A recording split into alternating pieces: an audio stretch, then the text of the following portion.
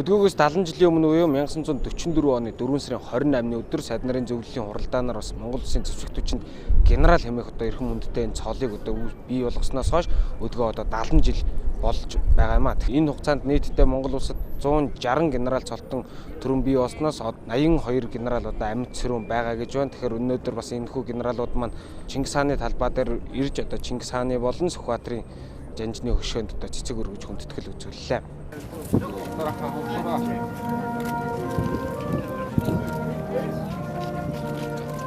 Эх орныхоо эрхчлөө тусгаар тогтнолыг батлан хамгаалах үйл хэрэгт онц гарамгаа гавьяа байгуулсан цэргийн дээд дарга нарт олгон хэмээн журмалсан генерал гэдэг эрхэм хүндтэй цэргийн дээд цолыг бүгд найрамд Монгол ард улсын ардын сайд нарын зөвлөлийн 1944 оны 4-р сарын 28-ны өдрийн 52 дугаар тогтоолоор анх Цэдэнбал Лавгсарн тэргүүтээ 11 хүнд олгосон байдаг.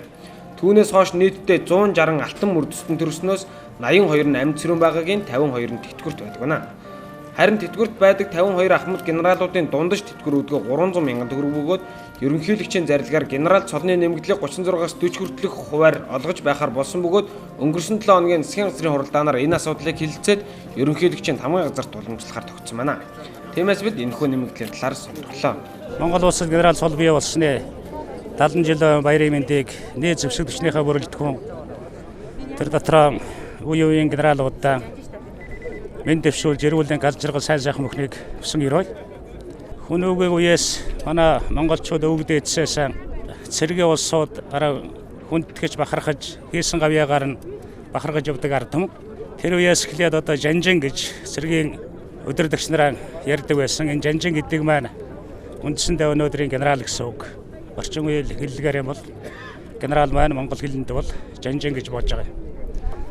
Тэгээ 1944 оны 4 сарын 28-ны өдөр сайд нарын зөвлөл тогтоол шийдвэр гаргаж Монгол улсад генерал гэдэг цолыг албан ёсоор бий болгосноос хойш 70 жил өнгөрч энэ хугацаанд 160 генерал байдгийг. За өнөөдөр манай батлан хамгаалах яам энэ генерал цол бий болсны 70 жил тохиолдвол батлан хамгаалах яам маань Монгол улсад байгаа амьд сөрөн ажиллаж байгаа тэтгэвэр шилбэнд гарсан генералуудаа хүлээж авч хүндэтгэл үзүүлж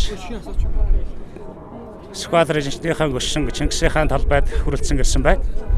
Энэ бол Монголын ард түмэнд бас л нэг тэмдэглэлт баярын өдрөө гэж би ойлгож байна. Нийт генералуудын дотор улсын маршал 3 армийн генерал 1, хурандаа генерал 8, дислэгч генерал 18, хошууч генерал 105, бригадын генерал цолтон 13 байдаг байна. Дашрамт сонирхуулахад хамгийн залуу генерал нь 38 настай мото бодлогын тусгай бригадын захирагч бригадын генерал Онцгой баяр бөгөөд харин 1944 онд Юмжаагийн Цэдэнбал 28 наснд анх генерал болж байжээ. За тэр талаар би яг одоо албан ёсны мэдээлэл алга байна. Саниг хэвлэлээр өчигдөр доошрол засгийн газрын хуралдаан болд тодорхой шийдвэр гаргасан талаар мэдээлэл сонссон. Яг бодиттой ямар хэлбэрээр ямар хэмжээний хүндэтгэл үзүүлж байгааг би сайн мэдээлэлгүй байна. Ер нь бол засгийн газраас гаргасан шийдвэр цаашаа баталгаажаад Монгол улсын ерөнхийлөгчийн зарилгаар баталгаажиж явбал энэ бол генералуудаа хүндэтгэл үзүүлсэн төрийн том хэшиг том хүндэтгэлээ гэж би ойлгож байна.